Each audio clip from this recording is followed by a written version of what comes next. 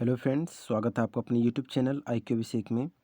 आज की वीडियो में हम प्रीवियस ईयर क्वेश्चन पेपर देखने वाले हैं। ये 18 जुलाई 2017 का है और ये जेल प्रहरी और वन रक्षक का जो 2017 में एग्ज़ाम हुआ था उसको देखने वाले हैं। हमारा मकसद इस वीडियो से ये है कि हम देखना चाहेंगे इसमें कि पैटर्न कैसा आता है। क्वेश्चन जैसे इंग्लिश से कहाँ से क्वेश्चन ज़्यादा पूछे जाते हैं, मैथ्स में किस में आ रहे हैं, साइंस से किससे पूछे जा रहे हैं, क्वेश्चन का लेवल कितना रहता है। हालांकि 12th क्लास वैकेंसी है तो मॉडरेट रहता है ना, लेकिन आजकल व्यापम का वैसे भी कोई भरोसा नहीं है ना, क्वेश्चन बहुत अच्छे लेवल के पूछे भी जाते हैं।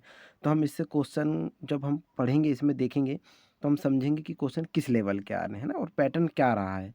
और क्योंकि ये जो पैटर्न है ये जेल प्रहरी का और वन रक्षक के लिए तो ये सेम ही रहेगा, क्वेश्चन का लेवल इतने ही रहने वाला है। क्योंकि अभी रिसेंटली पटवारी का जो एग्ज़ाम हुआ था वो थोड़ा ग्रेजुएशन लेवल का था, तो क्वेश्चन तो वैसे आना ही आना था ना। तो चलिए अब इसके क्वेश्चन देख लेते हैं और हम देखते चलेंगे कि किस टॉपिक से क्वेश्चन पूछे जा रहे हैं, तो ये नोट करते चलेंगे, ठीक है। अगर आप इस यूट्यूब चैनल पर नए हैं तो प्लीज़ सब्सक्राइब जरूर कर लीजिएगा और शेयर भी ज़रूर कर दीजिएगा। तो चलिए पहले अब इंग्लिश से शुरुआत करते हैं। तो पहला क्वेश्चन इसमें कह रहा है कि out of the given 4 words only one is spelled correctly, find the words that is correctly spelled. तो 4 ऑप्शन दी हुई है, उसमें बताना है कि करेक्ट स्पेलिंग किसकी है। तो इसमें स्ट्रेटेजी की है, ठीक है। ये रॉन्ग लिखी हुई है, ये सही है, यानी कि मिस स्पेल्ड से भी क्वेश्चन पूछे गए हैं ना। नेक्स्ट है, इसमें भी फिर स्पेल्ड करेक्टली पूछा है कि find the word is not correctly spelled. तो जो करेक्ट नहीं है वो बताना है। ये लिखा हुआ है इज़ नॉट करेक्टली स्पेल्ड, जो करेक्टली नहीं लिखा हुआ है तो वो है ऑप्शन नंबर ए का, ठीक है। अगला है लिखा हुआ है डायरेक्शन में कि fill in the blank with the correct preposition, यानी कि प्रोपोजिशन भी पूछा गया था। लिखा हुआ है कि the sheep are grazing blank the field. तो इसका राइट आंसर क्या हो जाएगा, इन द फील्ड, ठीक है। इसका राइट आंसर आएगा इन, ठीक है, इसमें इन आएगा। फिर प्रोपोजिशन से पूछा गया है कि he reads book blank great interest. तो ये क्या होगा, विथ, यहाँ पे क्या आएगा, विथ, ठीक है। क्या है, जो बेसिक वोकेब रहती है वो अच्छी रहती है, तो ये blank fill in the blank जो आते हैं प्रोपोजिशन भरने, जब आप जैसे ही पढ़ेंगे तो आपको ऑटोमेटिक समझ में आ जाएगा कि इनमें से क्या आ जाएगा। ऑन का यूज़ तो होगा नहीं, क्योंकि ऑन का किसी वस्तु के ऊपर या सतह पर रखा होता है तब बोलते हैं ऑन द टेबल, जिसको बोलते हैं रखी हुई वस्तु के लिए। विथ का उसको जोड़ने के लिए होता है, अलॉन्ग और इनटू तो होगा नहीं, ठीक है। तो इस प्रकार से रहते हैं, प्रीपोजिशन से मतलब क्वेश्चन बने हुए हैं। फिर देखेंगे तो आर्टिकल से भी क्वेश्चन बने हुए थे।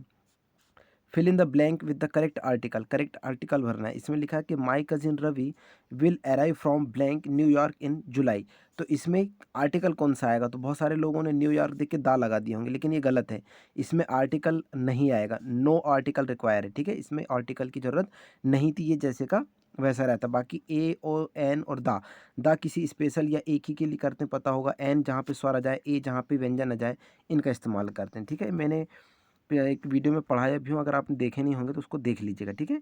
फिर से लिखा है कि आर्टिकल बताना है। फिर से इसमें their baby bears blank strong resemblance to his its grandfather. तो इसमें क्या आएगा, आ आएगा, ठीक है। इसमें आर्टिकल क्या आएगा, आ। एस क्या है, एक व्यंजन है, यानी कि इसको क्या कहते हैं हम, कॉन्सोनेंट है, वॉवल्स नहीं, कॉन्सोनेंट है, इसलिए यहाँ पे क्या आएगा, ए आएगा, ठीक है। नेक्स्ट है, इसमें बताना है कि out of the given 4 sentence choose the one which is grammatically correct. यानी कि 4 ऑप्शन दी हुई हैं, उसमें से जो ग्रामेटिकल रूप से बिल्कुल सही है सेंटेंस वो बताना है। तो इसका राइट आंसर है the bells of the church have been ringing since morning. ये सही है, ठीक है। तो पहचानना था, यानी कि अब समझ में आ गया होगा आप लोगों को कि जो ग्रामेटिकल पोर्शन से सही सेंटेंस पूछे जाते हैं वैसे क्वेश्चन भी पूछे गए थे। तो इस बार भी सेम ऐसे ही क्वेश्चन रहने वाले हैं, ठीक है। फिर नेक्स्ट वही है, ग्रामेटिकल करेक्ट बताना था।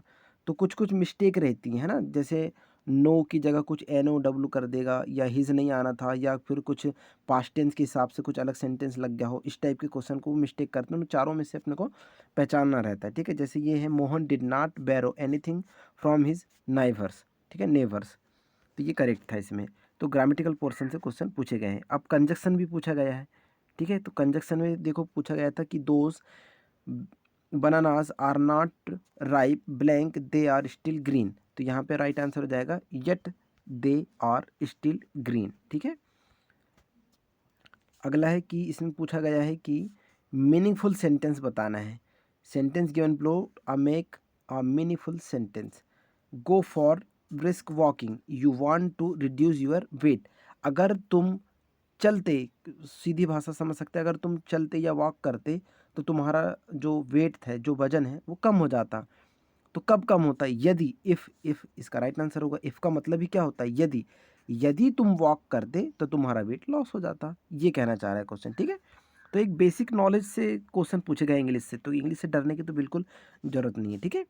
वैसे ही फिर अगला क्वेश्चन कह रहा है कि out of the given option choose the most appropriate one of the fill in the blank. मतलब इन ऑप्शनों में से वो चुनना है जो इसमें आ सकता है। She is said that she blank win the sack race, तो कुड नॉट, ठीक है, कुड नॉट। तो कुड नॉट है हो तो हो नहीं सकता, क्योंकि ये तुरंत की बात चल रही। कैन नॉट है हो तो हो नहीं सकता ये भी, और मस्ट है हो भी नहीं होगा, तो कुड नॉट है इसका राइट आंसर, है ना। तो ये कंजक्शन से रिलेटेड क्वेश्चन भी पूछे गए थे। फिर अगला क्वेश्चन है कि find the word which can be replaced for the given sentence. A person who is unable to pay off his debts. इसको हम क्या कह सकते हैं? वन वर्ड सब्स्टिट्यूशन भी क्वेश्चन बोल सकते हैं इसको, कि ऐसा पर्सन जो अपने कर्जे को चुका नहीं पाता उसको क्या कहते हैं? बैंकक्रप्ट कहते हैं, ठीक है, सॉरी बैंकक्रप्ट कहते हैं। तो ये राइट आंसर हो जाता है इसका, ठीक है। वैसे नेक्स्ट कह रहा है, इसमें भी वही पहचानना है कि a life history of a person written by himself या हर सेल्फ। ऐसा व्यक्ति जो खुद की बायो मतलब खुद की हिस्ट्री को लिखता है उसको हम क्या कहते हैं? तो उसे हम ऑटोबायोग्राफी कहते हैं। इसका राइट आंसर क्या हो जाता है? ऑटोबायोग्राफी कहते हैं। तो ऐसे बेसिक बेसिक क्वेश्चन ही पूछे जाते हैं, ठीक है। ये भी इरर पहचानना था, तो इरर किस में है ये बताना था। जैसे do you think Australia is more democratic country than Britain, ठीक है, democratic country than the Britain. तो यहाँ पे देन तो आना नहीं चाहिए था, ठीक है। तो इसका राइट आंसर क्या हो जाता? ये सी, यहाँ पे देन गलत हो जाता, तो ऑप्शन नंबर यहाँ पे 4 सी। देन थोड़ी आएगा, क्योंकि तुलना करने की चीज़ में देन नहीं लगेगा उसमें, ठीक है। वैसे ही फिर है, फिर से एरर पहचानना था। इसमें लिखा हुआ है कि these copies are for distribution are they. अब देखो यहाँ पे क्वेश्चन मार्क है, तो क्वेश्चन मार्क में यहाँ पे आर कैसे आ सकता है? क्योंकि सभी को पता होगा कि वर्ब से ही सेंटेंस चालू होता है। आर मतलब यहाँ फर्स्ट में आना था, क्वेश्चन मार्क है, तो ऑप्शन नंबर यहाँ पे सी। यहाँ पे ये गलत है, इसमें no error, option number C पे हो जाता, ठीक है। चलिए वैसे ही अगला देखते हैं। इसमें पहचानना है कि to take a sentence with an underline idiomatic expression is given. What is the meaning of the idiomatic expression? To take the law into one's hand in the sentence given below. तो ये जो sentence लिखा हुआ है इसके यहाँ पे इसकी मीनिंग का बताना है। जैसे her mother took the law into her own hands when she heard that her child had been abused. तो इसके ये जो अंडरलाइन किया गया है ना, इसी को बताना है। तो ये क्या होगा? अब देखो यहाँ पे लिखा हुआ है कि her mother took the law into her own hands when she heard that her child had and been abused. अगर आपको इतना भी पता है कि एब्यूज्ड का मतलब क्या होता है, या एक दो हियर्ड, सी हियर्ड या ओवन हैंड्स, इस टाइप के कुछ कुछ अगर वर्ड पता है, अगर इंग्लिश नहीं भी बनती तो आप अंदाज़ा लगा सकते हैं, जैसे एब्यूज्ड। अब जब चार ऑप्शन पढ़ेंगे तो देखो ये राइट आंसर क्या लग रहा है? To do something illegal in order to punish someone. Illegal है एब्यूज्ड, मतलब एब्यूज एक नेगेटिव वर्ड की अनुभूति हो रही होगी, समझ रहे हैं ना, तो ये राइट आंसर हो जाता। बस कुछ बेसिक बेसिक ऐसे कॉन्सेप्ट क्लियर करके रखना है ना। वैसे ही फिर ये है, फिर इसमें लिखा है कि that car was a real and case I washed my hands of it long ago. तो ended once association with someone और समथिंग, ठीक है। तो इस टाइप के क्वेश्चन पूछे गए हैं इसमें। तो मिस स्पेल्ड भी हो गया, नो एरर पहचानना था, कंजक्शन हो गया, आर्टिकल भी आए थे, तो इस टाइप के क्वेश्चन ही पूछे गए थे। फिर इसमें लिखा हुआ है कि अंडरलाइन जो वर्ड है उसमें बताना है सिमिलर मीनिंग, यानी कि कुल मिलाकर ये पूछना चाह रहा है सिमिलर, यानी कि सिनोनिम्स पूछना चाह रहा है, ठीक है। तो we were charmed by his voice manner. तो चार्म्ड का जो होता है सिमिलर, चार्म मतलब आकर्षक दिखना जिसको बोलते हैं, तो उसको हम क्या कह सकते हैं? अट्रैक्टेड, यानी कि आकर्षक दिखना। इसका क्या हो जाएगा? पर्यायवाची इसको बोलते हैं सिनोनिम्स, ठीक है। अगला है, इसमें फिर अंडरलाइन में बताना है कि अपोजिट मीनिंग बताना है, ठीक है, अपोजिट मीनिंग बताना है। तो वाइड का अपोजिट क्या होता है? नैरो होता है। इंपॉर्टेंट भी है, ये रिपीट होने के चांस भी है इसके। वाइड का अपोजिट नैरो हो जाएगा। वैसे ही अगला देखिए, इसमें फिर हाईलाइट जो वर्ड है ये वाला, इसका अपोजिट बताना है। तो बेनिफिशियल, देखो कितना मतलब कॉमन क्वेश्चन पूछा गया है। बेनिफिशियल का कोई बता सकता है अपोजिट, तो क्या होता है? डिसएडवांटेजेस, ठीक है। उसका एंटोनिम मतलब कि अपोजिट, यानी कि उसका विलोम शब्द जिसको बोल सकते हैं, है ना। चलिए अब यहाँ से साइंस के क्वेश्चन स्टार्ट होने वाले हैं। मैंने साइंस के बहुत सारे वीडियो अपलोड कर चुका हूँ, तो ये बिल्कुल पैटर्न पर जो है उसी के हिसाब से मैंने वीडियो डाला हूँ, तो प्लीज़ आप उसे देख लीजिएगा। चलिए क्वेश्चन देख लेते हैं। बहुत बेसिक बेसिक क्वेश्चन आते हैं साइंस में भी। एक विद्युत धारा उत्पन्न करती, कितना सिंपल क्वेश्चन है कि रासायनिक प्रभाव, ऊष्मीय प्रभाव या चुंबकीय प्रभाव। तो यहाँ पे उपरोक्त सभी है। ये विद्युत धारा जो होती है तीनों प्रभाव को उत्पन्न करती है। ठीक है, नेक्स्ट है, थोड़ा इसको हम बड़ा कर लेते हैं। ठीक है, वायु कोष फेफड़ों के भीतर सूक्ष्मतम नलिकाओं के रूप में संपन्न होते हैं। उसको क्या कहते हैं? इंपॉर्टेंट है और मैंने बायोलॉजी क्लास में आपको पढ़ा भी चुका हूँ। इसको हम कहते हैं एलुएली, यानी कि वायु कुपिकाएँ। बहुत इंपॉर्टेंट है, रिपीट होंगे, इसलिए अच्छे से पढ़िएगा। अगला है, वह प्रक्रिया जिसमें एक अधिक महंगी धातु को एक सस्ती धातु के ऊपर विद्युत की मदद से निक्षेपित किया जाता है, उसे क्या कहते हैं? बहुत इंपॉर्टेंट है। आपने अगर 10th क्लास तक की भी अगर साइंस बहुत अच्छे से पढ़े होंगे, हालांकि मैं एनसीईआरटी से ही साइंस पढ़ा रहा हूँ, आप लोगों का अगर वीडियो नहीं देखे होंगे तो देख लीजिएगा। बिल्कुल ए टू जेड क्वेश्चन वहीं से आपको मिलने वाले हैं और वहीं से क्वेश्चन आपको फंसेंगे एग्जाम में, क्योंकि मुझे पता है कि एनसीईआरटी ही से क्वेश्चन निकलते हैं। जैसे अब ये क्वेश्चन अगर 10th क्लास तक अगर आपने बहुत अच्छे से पढ़े होंगे तो ये बेसिक क्वेश्चन है बिल्कुल। तो इलेक्ट्रोप्लेटिंग कहते हैं इसको। ठीक है, इलेक्ट्रोप्लेटिंग। अगला है, भिन्न भिन्न रंगों को प्रकाश तब जब वायु से होकर संचरित होती तो उसे क्या कहते हैं? तो समान वेगों से होती है। प्रिज्म वाला आपने अगर पढ़े होंगे, मैंने पढ़ाया हूँ, है ना। वैसे ही अगला है कि सीवर पाइप किसके बने होते हैं? तो ये कास्ट आयरन के बने होते हैं, इंपॉर्टेंट भी है। एक सतह को दूसरी सतह पर फिसलने पर गति का विरोध करने वाला बल क्या कहलाता है? घर्षण कहलाता है। ये सब मैंने साइंस में पढ़ा चुका हूँ। ठीक है, अगर प्लेलिस्ट भी देख सकते हैं और वीडियो भी अपलोडेड है, वो भी देख सकते हैं। ठीक है, नेक्स्ट कह रहा है कि विलियन के उस पीएच मान को क्या कहा जाता है जिस पर विद्युत क्षेत्र के प्रभाव में ध्रुवीय एमिनो अम्लों का अभिगमन नहीं होता? उसको हम क्या कहते हैं? समविद्युत बिंदु कहते हैं। ठीक है, अगला है, कंपनशील वस्तु की उसकी माध्य अवस्था से अधिकतम दूरी क्या कहलाती है? तो ये इंपॉर्टेंट है, ये भी आयाम कहलाता है। नेक्स्ट है, उदासीनीकरण अभिक्रिया में अम्ल क्षार के साथ क्रिया करके क्या देते हैं? ये मैंने आपको पढ़ा चुका हूँ। ठीक है, ये क्वेश्चन मैंने पढ़ा चुका हूँ। तो लवण एवं जल। ठीक है, लवण एवं जल। और मैंने ये भी पढ़ा चुका हूँ कि अगर धातु के साथ अगर कोई क्रिया हो रही है तो लास्ट में कौन सी गैस निकलेगी, तो ये भी बता चुका हूँ मैंने, है ना। ये सब हमने साइंस की क्लास में पढ़ चुके हैं और देखो यहाँ पे फंसे हैं, इसका मतलब एक्सपेक्टेड मैंने बहुत अच्छे से पढ़ा है, तो ये आपको क्वेश्चन डायरेक्ट एग्जाम में मिलेंगे। मृदा में उगने वाली फसलों की उपयुक्तता निर्भर करती है उसके, तो स्पर्श अनुभव, टेक्सचर यानी कि, और फिर कलर पे, रंग पर, टाइप पे यानी प्रकार पे, उपरोक्त सभी पर ये निर्भर करता है। ठीक है, अगला है, ताजमहल को किस प्रदूषण से खतरा उत्पन्न हो रहा है? सभी को पता है, सल्फर डाइऑक्साइड यानी कि SO2। ठीक है, अगला पूछा गया था, परमाणुओं के किस समूह की परमाणु त्रिज्या समान है? लुसेंट के एनसीईआरटी में अगर आप देखेंगे तो आपको आसानी से क्वेश्चन मिल जाता अगर पढ़े होंगे तो ये होता आयरन से, है ना। तो FeCO ठीक है, इंपॉर्टेंट था ये भी। दो भिन्न जीवों के बीच संबंध जिसमें दोनों लाभान्वित होते हैं वो क्या कहलाते हैं? तो ये सहजीवी कहलाते हैं, सिम्बोसिस जिसको कहते हैं। ठीक है, नेक्स्ट है, घर्षण बल निम्न के बढ़ने के साथ बढ़ते हैं। तो ये तो सिंपल क्वेश्चन हो गया, घर्षण से हालांकि क्वेश्चन बनते भी हैं और मैंने पढ़ा भी चुका हूँ। तो ये सतह के खुरदरेपन से। ठीक है, सतह के खुरदरेपन से राइट आंसर हो जाएगा ऑप्शन नंबर 3। अगला है, एक परावर्तक सतह अंदर की ओर वक्री है, अब निर्मित दर्पण क्या होगा? तो अगर आपको याद होगा तो मैंने पिछले 2-3 वीडियो के पहले मैंने एक इस टाइप का लेंस बनाया था और एक इस टाइप का लेंस पढ़ा चुका हूँ। तो अगर ये कह रहा है कि अगर अंदर की ओर वक्री है, मतलब अंदर की ओर, तो अवतल हो जाएगा। देखो ये जो वक्र बन रहा है वो बाहर की ओर है और जो अंदर की ओर बन रहा है यानी कि ये क्या, कौन सा लेंस हुआ? ये अपना अवतल लेंस हुआ। ये मैंने सब साइंस में पढ़ा चुका हूँ। ठीक है, चलिए अगला है, गेहूं में काला कीट रोग, ये भी मैंने पढ़ा चुका हूँ। देखो ये क्वेश्चन ये 2017 में पूछा भी गया है, हालांकि मुझे पता नहीं था कि पूछे गए हैं कि नहीं, लेकिन मैंने एक्सपेक्टेड में पढ़ाया हूँ और क्वेश्चन फंसे हैं, मतलब आपको क्वेश्चन जरूर मिलेंगे देखने। ठीक है, तो ये है पिक्सिनिया द्वारा। ठीक है, पिक्सिनिया द्वारा। अगला है, एस्कॉर्बिक अम्ल क्या कहलाता है? ये भी पढ़ा चुका हूँ, विटामिन सी। बहुत बेसिक बेसिक साइंस के क्वेश्चन पूछे गए थे। ठीक है, अगला देखते हैं, स्टील के कप में चाय को पीने की तुलना में इसके एक पोर्सिलेन कप में पीना अधिक आसान होता है। ऐसा किस वजह के कारण होता है? क्योंकि पोर्सिलेन एक होता है जो ऊष्मा का कुचालक होता है। ये भी मैंने पढ़ा चुका हूँ, लगभग मैंने सारे क्वेश्चन आपको पढ़ा चुका हूँ, बस आप रिवीजन करते चलिएगा, वीडियो को देखते हुए चलिएगा। ठीक है, साइंस के कौन सा चरण वनों के संरक्षण के लिए जाना जाए? मतलब उसको जाना जाता है। तो ये देखो, अगर वनों के चरण जो होते हैं उनके संरक्षण अगर करना चाहते हैं तो सबसे पहले क्या करना चाहिए, वृक्षों की कटाई पर प्रतिबंध लगना चाहिए, तभी तो उसका संरक्षण हो पाएगा। वन आग को रोकना, बंजर भूमि पर वृक्षारोपण, यानी कि उपरोक्त सभी से हम वन संरक्षण कर सकते हैं।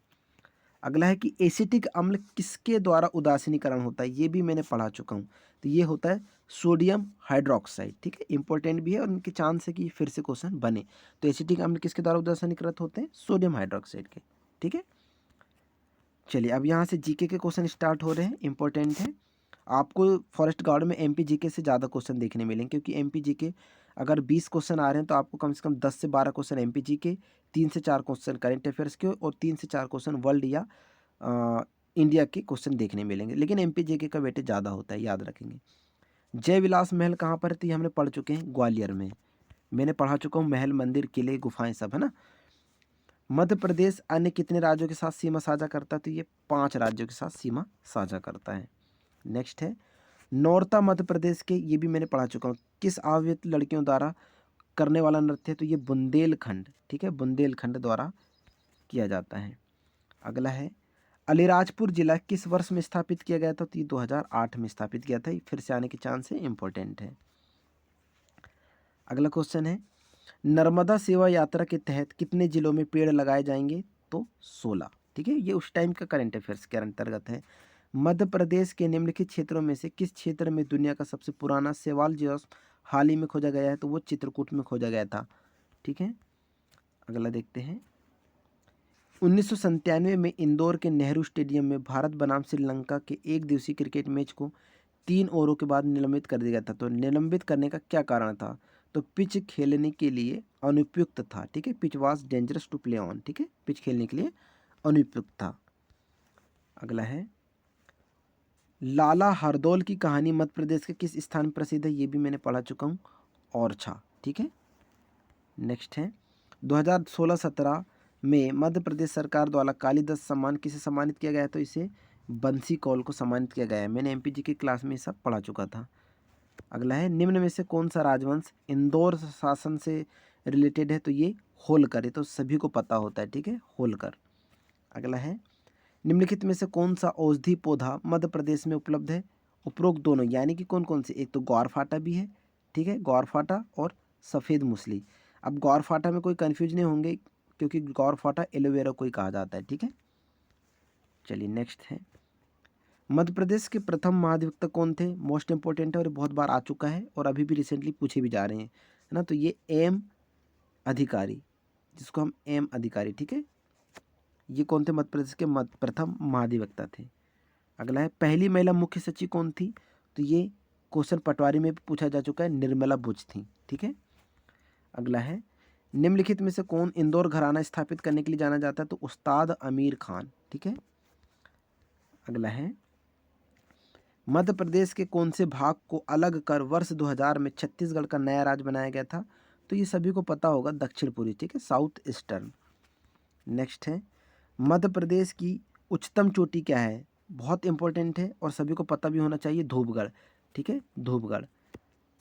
मध्य प्रदेश की लोक सेवा आयोग का कार्यालय कहाँ स्थित है, तो ये इंदौर में है। बहुत लोग भोपाल लगा देते हैं, तो भोपाल नहीं, ठीक है, याद रखेंगे इंदौर में है। नेक्स्ट है कान्हा टाइगर रिजर्व के आधिकारिक शुभंकर का नाम क्या है, तो ये भूर सिंह है, इंपॉर्टेंट है, पटवारी में भी पूछा जा चुका है, रिपीट हुआ है, बहुत सारे क्वेश्चन रिपीट होते हैं, इसलिए पढ़ना बहुत जरूरी है। रानी अवंतीबाई कहाँ से संबंधित है, तो ये रामगढ़ से संबंधित है, इंपॉर्टेंट है ये भी। अगला है मध्य प्रदेश के किस प्रसिद्ध व्यक्तित्व को बुलेट कहा जाता है, इंपॉर्टेंट है, शंकर लक्ष्मण। अगर आपने एमपीजी को बहुत अच्छे से पढ़े होंगे तो आपको पता होगा शंकर लक्ष्मण को बुलेट भी कहा जाता है, ठीक है। चलिए अब इसके बाद हम हिंदी देख लेते हैं, हिंदी के किस टाइप के क्वेश्चन पूछे गए थे। वृंदावन लाल वर्मा कौन है, तो एक ऐतिहासिक उपन्यासकार हैं, ठीक है। मेवाती बोली आती है, तो राजस्थानी हिंदी के अंतर्गत आती है। पंडिताई शब्द में प्रत्यय क्या है, तो प्रत्यय सभी को पता होगा, उपसर्ग जो फर्स्ट में जुड़ता है, प्रत्यय जो लास्ट में जुड़ता है, तो पंडिताई में आई क्या है, प्रत्यय है, ठीक है। यथास्थान पद में समास कौन सा है, तो इसमें अव्ययी भाव समास है। मैंने हिंदी की कुछ क्लासें ली हूँ, अगर आप देखे नहीं होंगे तो देख लीजिएगा। पक्षी शब्द का पर्यायवाची क्या होते हैं, उक्त सभी, यानी कि द्विज, खग, अंडज, इन सभी को कहते हैं, ठीक है, पक्षी के पर्यायवाची। अगला है स्वार्थ सुकृत न स्मर प्रदा देखी विहंग विचारी बाज पराय पानी परी तू पंछिन ना मारी। इस पंक्ति में बताना है कि कौन सा अलंकार है, तो इसमें कौन सा अलंकार है, अनियुक्ति अलंकार है। मैंने अलंकार की एक कंप्लीट क्लास ले चुका हूँ, है ना। अलंकार अगर नहीं देखे होंगे तो उसे भी देख लीजिए, क्योंकि अलंकार से क्वेश्चन तो बनते ही बनते हैं। शशि का विलोम बताना है तो ये होता है तरणी, ठीक है, चंद्रमा जिसको बोलते हैं हम। गोपियाँ यहीं श्री कृष्ण से मिला करती थी। वाक्य क्या है, स्थान बोधक है, स्थान बोधक संरचना। अगला है निष्कपट में कौन सी संधि है, तो इस विसर्ग संधि। विसर्ग संधि में अगर इस टाइप के हलंत आ जाते हैं ना, जैसे निह धन कष्ट, इसमें मतलब ये जो बिंदी आ रही हैं दो, यही किसकी पहचान कराती हैं, विसर्ग संधि की। चलिए अगला देखते हैं। रतलाम जिले में बोली जाने वाली बोली कौन सी है, तो वो सिंपल सा क्वेश्चन आया था ये, मालवी, ठीक है, सभी को पता है ये तो। अगला है नदी शब्द का अर्थ नहीं है, तो तटनी होता है, स्रोत स्वती भी, सरस्वती भी होता है, सरित भी होता है, पर निर्झर नहीं होता है, ठीक है, इसका अर्थ नहीं है। अगला है नेबुला का हिंदी परिभाषिक शब्द क्या होता है, निहारिका, ठीक है, आकाशगंगा से रिलेटेड है निहारिका। नेक्स्ट है ऋण शब्द है, तो ये ऋण शब्द कैसा है, तत्सम है। तत्सम मतलब संस्कृत शब्द, याद रखेंगे, ठीक है, संस्कृत शब्द। और तद्भव अगर बोला तो हिंदी से लिए गए शब्द होता है, ठीक है, याद रखेंगे, इंपॉर्टेंट है। अगला है अब तब करना, मुहावरे का आशय क्या है, तो आजकल करना, टाल मटोल करना, बहाना करना, यानी कि उपरोक्त सभी हैं, ठीक है। हिंदी तो बेसिकली सबके लिए इजी ही रहती है, बस कुछ ग्रामर जो रहते हैं, ग्रामर वगैरह उनको अच्छे से पढ़ लेंगे तो आसान है ये भी। मध्य प्रदेश से प्रकाशित साहित्यिक पत्रिका कौन सी थी, तो ये समागम है, ठीक है, इंपॉर्टेंट है, ये पूछे जा सकते हैं क्वेश्चन। ज्ञान मंडल वृहत हिंदी कोश में लगभग कितने शब्द हैं, लगभग 1,50,000 शब्द हैं। ये वाक्य कैसा है, तो विधानवाचक वाक्य है, ठीक है। निम्नलिखित में से विलोम शब्द युग्म नहीं है, ये पहचानना है, तो विलोम नहीं होगा उसका तो ये देखना है। तो मुक्ति विमुक्ति, तो ये तो गलत है, विलोम है ही नहीं है। पूर्वान का अपराह्न होता है, सरल का जटिल होता है, नीरव का ध्वनि होता है, ये तीनों सही है, बस ये गलत था, ठीक है। चलिए अगला देखते हैं। निम्नलिखित में से शुद्ध वाक्य है, तो कोयल का कंठ सबसे मधुरतम है, तो ये तो गलत है। मोहन और रीता दोनों तैर रहे हैं, ये ठीक है। उसके अंदर कई दोष है, तो ये गलत है। आकाश बहुत उच्च है, तो ये भी गलत है, तो राइट आंसर ऑप्शन नंबर 2 है। निम्नलिखित में से शुद्ध शब्द है, शुद्ध शब्द बताना है, तो आह्लाद, उन्नति, कृत्य कृत्य, ये संयम, यानी कि उपयुक्त सभी सत्य हैं, ठीक है, शुद्ध लिखे गए हैं यानी कि। अगला है निम्नलिखित में से समुच्चारित भिन्नार्थक शब्द युग्म नहीं है, यानी कि जो मिलते जुलते नहीं है। इससे पटवारी में भी बहुत सारे क्वेश्चन देखने मिले थे। सुत सुत, तो ये तो गलत है। सुवन सुमन, ये कोई मेल ही नहीं है। सुर सुर सुर, ये भी गलत हो जाएगा। सदा सभी जगह, सर्वदा ये भी सभी जगह, यानी कि ये सही है। ऑप्शन नंबर 4 इसका सही हो जाएगा, ठीक है। अब यहाँ से मैथ्स के क्वेश्चन स्टार्ट हो रहे हैं। हालांकि मैं मैथ्स का ही, मेरा मतलब मैथ्स ही मेरा मेन सब्जेक्ट रहा है, लेकिन सोर्स थोड़े से कम होने की वजह से मैं मैथ्स की क्लास ज़्यादा ले नहीं पाता। साइंस भी बैकग्राउंड रहा है, तो साइंस, मैथ्स और साइंस रहा है, तो साइंस की ज़्यादा क्लास ले पाता हूँ। तो हम यहाँ पे थोड़ी सी जगह है, वहाँ पर डिस्कस करने की कोशिश करेंगे, ठीक है। कि इसमें लिखा हुआ है कि गलत पद बताना है, 1 2 12 63 316 1704 और फिर 10,446, इसमें बताना है कि गलत कौन सा है। 1 से 2 हुआ है, 2 से फिर 12 फिर 63, तो इसमें बताना है कि अपन को सीरीज़ देखना है कि इसमें कौन सा गलत है। तो देखो 1 को लाने के लिए हम क्या कर सकते हैं, 2 को लाने के लिए क्या कर सकते हैं, तो ये देखो मैं बताता हूँ। जैसे 1 गुणा 1 एकम 1 धन 13, ये करें तो इसका आंसर क्या होगा, 13 और 1, ऐसे इस टाइप का करेंगे तो कितना होगा, ये 2 हो जाएगा, ठीक है। तो ये लॉजिकली, ये ऐसा मत समझना कि 13 और 1 कम 13 और 1 14 हो गए फिर 2 कैसे आएगा, तो ऐसा नहीं है, ये एक सीरीज़ बनी है। फिर इसके बाद 2 गुणा 2 धन 23, तो ये कैसे हो जाएगा 12। अब ये कैसे आया, देखो तो यहाँ पे जो 1 था तो ये 2 हो गया, फिर 1 था तो फिर 2 हो गया, यहाँ 13 था तो यहाँ पे 23 हो गया, यानी 3 का तो 3 रहा, पर 1 के बाद फिर 2 बढ़ गया, तो ऐसे इसको बढ़ाएंगे। अब ये जो 2 था तो ये फिर क्या होगा, 1 बढ़ेगा, फिर 1 बढ़ेगा, ऐसा करके बढ़ेगा, ठीक है। हालांकि यहाँ पे थोड़ा जगह की कमी है, इस वजह से नहीं कर पा रहे, पर मैं बता देता हूँ, ठीक है। तो इसका जो राइट आंसर इसमें लिखा हुआ है 1704 है, ठीक है।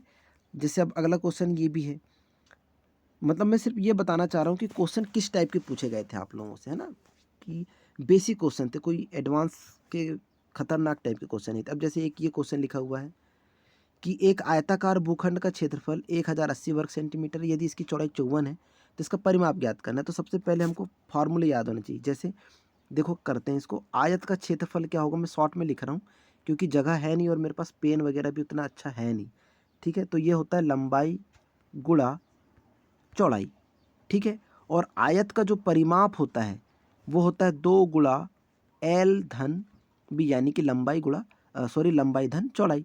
लेकिन हमारे पास क्षेत्रफल तो दिया हुआ है, तो आयत का क्षेत्रफल हमारे पास दिया हुआ 1080 बराबर लंबाई हमको नहीं पता है धन चौड़ाई हमको 54 दी हुई है।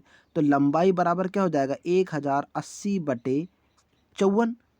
तो 54 को जब 1080 से काटेंगे तो कितना जाएगा 20 आ जाएगा।